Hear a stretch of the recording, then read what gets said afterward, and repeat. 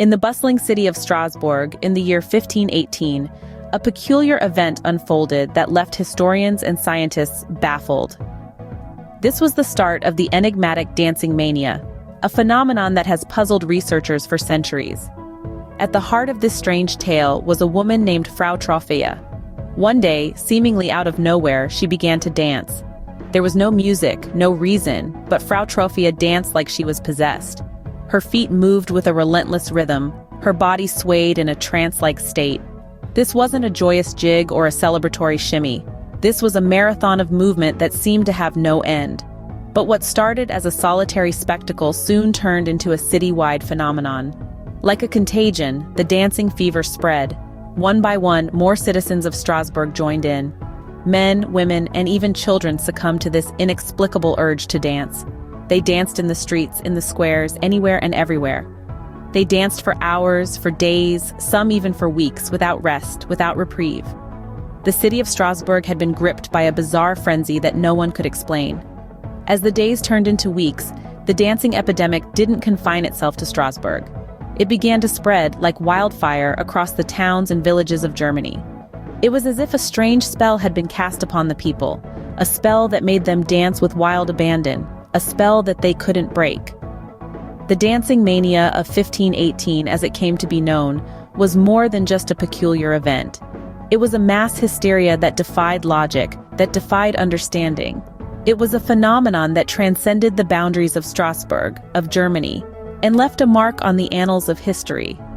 This inexplicable event, known as the Dancing Mania, left a lasting imprint on history.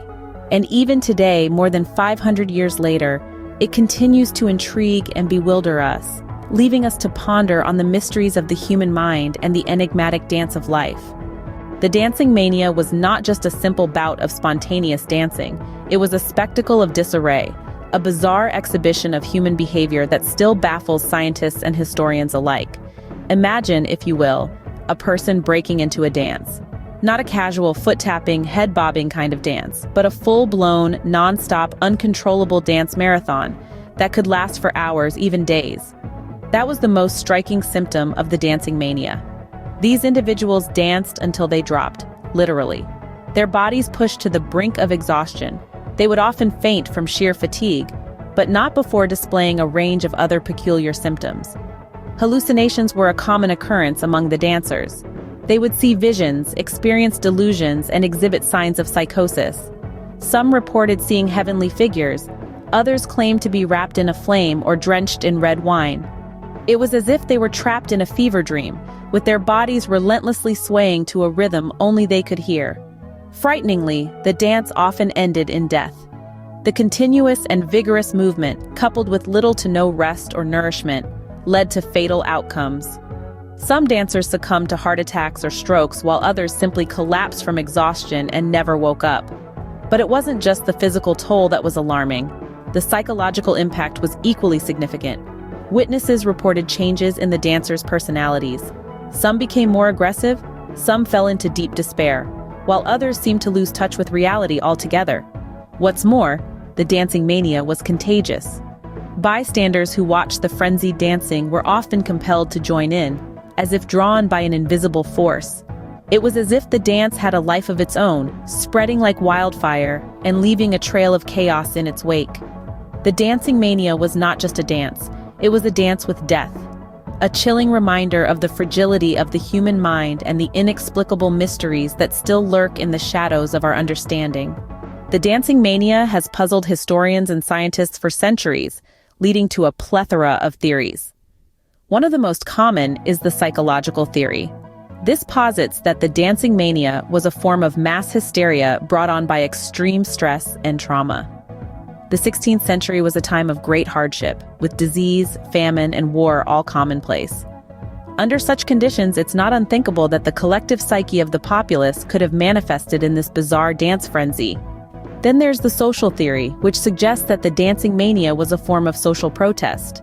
The lower classes in 16th century Europe were often oppressed and had few outlets for their frustrations. The Dancing Mania could have been a form of rebellion, a way for the common people to express their discontent with their lot in life. After all, dancing is a form of expression, And what better way to defy authority than by dancing in the streets for days on end? Lastly, we have the neurological theory, which suggests that the dancing mania might have been caused by a neurological condition or infection. Some scientists propose that a virus or bacteria affecting the brain could have triggered uncontrollable dancing. Others point to ergotism, a condition caused by ingesting rye bread infected with a certain fungus. Ergotism can lead to hallucinations and spasms, which might explain the dancing. But each theory has its flaws. The psychological theory struggles to explain why the mania ended as suddenly as it began. The social theory doesn't account for the fact that the dancing mania affected people of all social classes. And the neurological theory fails to explain why only dancing and not other types of movements were affected. Despite numerous theories, the exact cause of the dancing mania remains a mystery. As mysteriously as it started, the dancing mania came to an end. Just as a strange and unexplainable wave had swept across the people, compelling them to dance uncontrollably, so did it recede, leaving behind a baffling silence. The dancing mania, which had held Strasbourg in its grip for a few years, abruptly ceased. The streets that once echoed with the rhythmic stomping of feet and the haunting music of the afflicted were once again quiet. The people who had danced until they dropped were now back to their usual routines. The inexplicable compulsion to dance had vanished as suddenly as it had appeared. But why did it end? As with its beginning, the end of the dancing mania is shrouded in mystery. There are, however, several theories that attempt to explain this unexpected cessation. One of the more popular theories suggests that environmental factors played a significant role. Some historians and scientists believe that a change in weather, particularly the onset of the cold season and heavy rains, may have discouraged the outdoor frenzy of dancing. The drastic drop in temperature and the drenching showers could have made it physically uncomfortable, if not impossible, to continue the relentless dancing. Another theory points to the possibility of the exhaustion of the afflicted. The human body, after all, has its limits. The relentless, non-stop dancing could have pushed many to the brink of their physical capacities, leading to a natural cessation. Despite these theories, the true cause of the end of the dancing mania remains a mystery. The abrupt end of this bizarre phenomenon, much like its sudden onset, continues to baffle scientists, historians, and curious minds alike. The end of the dancing mania is as enigmatic as its beginning. And while we may never fully understand it, the dancing mania of 1518 remains one of the most intriguing and puzzling events in human history. The dancing mania of 1518, a historical enigma, continues to intrigue us. This peculiar event began in the city of Strasbourg, when a woman named Frau Trophea started to dance uncontrollably in the street. In a short span of time, others joined her, and they danced ceaselessly for days, transforming this strange incident into an epidemic known as St. Vitus's dance that quickly spread across Germany. The symptoms of this dancing mania were as bewildering as the event itself. Those affected would dance uncontrollably for hours or even days. Some would experience hallucinations, others would faint from exhaustion, and in some cases the condition proved to be fatal.